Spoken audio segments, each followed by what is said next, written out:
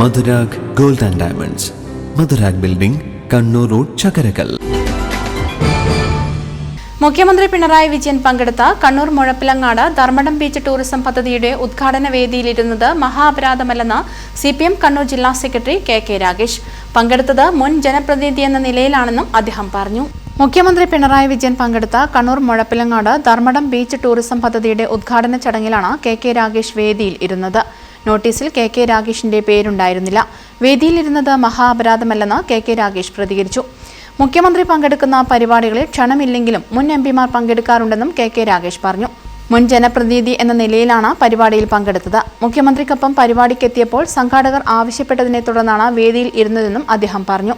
മുൻ MP ആണല്ലോ, മുൻ MP എന്നുള്ള നിലയിൽ എന്നോട് സ്റ്റേജ് വേദിയിൽ ഇരിക്കാൻ വേണ്ടി ആവശ്യപ്പെട്ട് ഞാൻ കയറിയിരുന്നു. അത്രേ ഉള്ളത്. സാധാരണ നടക്കുന്നതാണ്. ഇത്തരത്തിലുള്ള ഏത് പരിപാടിയിലും ഇപ്പോൾ നിങ്ങൾ തന്നെ ശ്രദ്ധിച്ചിട്ടുണ്ടാവും. ഇപ്പം മന്ത്രിമാരും മുഖ്യമന്ത്രിയൊക്കെ പങ്കെടുക്കുന്ന ഒരു പരിപാടിയിൽ മുൻ MP-മാർ ആരെങ്കിലും അവിടെ വന്നു കഴിഞ്ഞാൽ അവരെ വിളിച്ച് വേദിയിലിരുത്തുക എന്നുള്ളത് സാധാരണ ചെയ്യുന്ന ഒരു കാര്യമാണ്.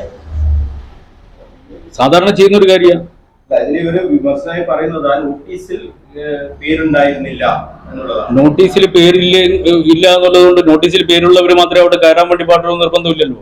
അവിടെ സംഘാടകര് എന്നോട് അവിടെ വേദിയിൽ ഇരിക്കാൻ വേണ്ടി പറയുകയാണ്. അതല്ലേ ക്ഷണം.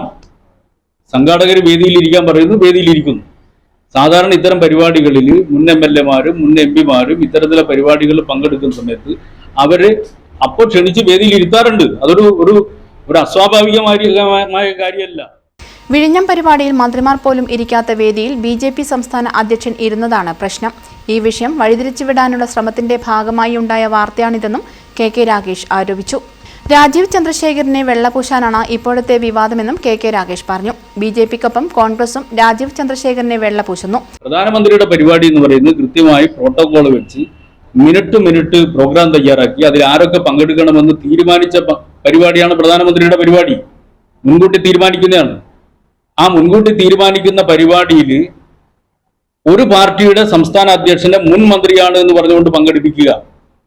എന്നാൽ മറ്റ് പാർട്ടികളുടെ പ്രധാനപ്പെട്ട പാർട്ടികളുടെ സംസ്ഥാന അധ്യക്ഷന്മാരെ അവര് മുൻമന്ത്രിമാരാണ്, അതിൽ ഒരാൾ MP ആണ്, അവരെ അങ്ങോട്ടേക്ക് അടുപ്പിക്കാതിരിക്കുക, ആ മന്ത്രിമാരെ ആരെയും പരിഗണിക്കാതിരിക്കുക.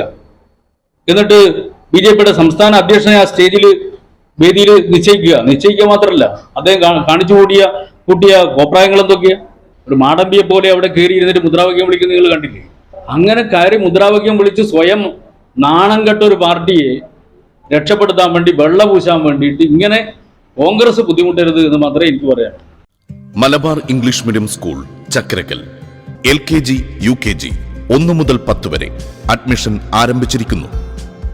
Malabar English medium school Chakkarakkal.